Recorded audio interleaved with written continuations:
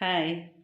ഞാൻ അമ്മയുടെ അടുത്ത് പോയിട്ട് വന്നപ്പോഴേ ചക്ക ഇതുപോലെ അരിഞ്ഞുകൊണ്ട് കണ്ട ഇതുപോലെ നമുക്ക് വേവിക്കാനായിട്ട് ഞാൻ അരിഞ്ഞെടുത്തുകൊണ്ട് പോയിരുന്നു. അവിടെ ആകുമ്പോൾ അമ്മയും കൂടെ ഉണ്ടല്ലോ, അപ്പോൾ ഒന്നിച്ച് ഇതുപോലെ അരിഞ്ഞുകൊണ്ട് വരില്ല. അത് ഞാനിതുപോലെ ഇങ്ങനെ ചെറിയ ചെറിയ കവറുകളിലാക്കി ഒരു 3 ദിവസത്തേനാക്കി ഫ്രിഡ്ജിൽ വെക്കാനുള്ള പരിപാടിയാണ്.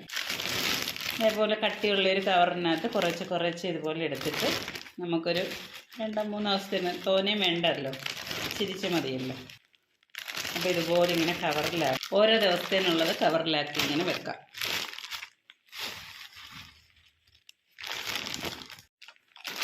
കവർ ചെയ്യുന്ന ചക്കയെല്ലാം ഞാൻ ഇതുപോലെ 3 കവറിലാക്കി ഇതുപോലെ വെച്ച് നമുക്കിത് ഫ്രീസറിൽ വെച്ചാൽ മതി. ഓരോ ദിവസം എടുക്കാനായിട്ടുള്ളത് ആദ്യത്തെ ദിവസം ഇച്ചിരി തോനെയുണ്ട്, പിന്നെ ബാക്കി 2 ദിവസം കുറേശ്ശെ ചക്കകൾ ഇതുപോലെ ഇങ്ങനെ റബ്ബർ ബാൻഡ് ഇട്ടിട്ട് കണ്ടില്ലേ കാണാമോ?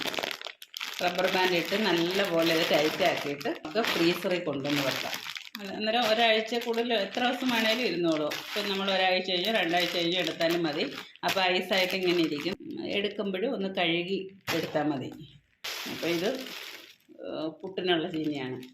ഉണക്കച്ചീനി പുട്ട് പുഴുങ്ങത്തില്ലേ, അപ്പോൾ അതിന് അപ്പോഴേ അഗസ്ത്യച്ചീരയുടെ പൂവുണ്ട്, ചുമന്ന അഗസ്ത്യച്ചീരയില്ലേ അതിൻ്റെ പൂവുണ്ട്, കണ്ടില്ലേ?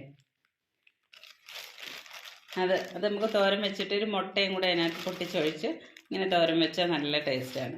അതുപോലെ തന്നെ വെണ്ടയ്ക്ക ഇല്ലായിരുന്നു, വെണ്ടയ്ക്ക ഒരെണ്ണേ ഉള്ളായിരുന്നു.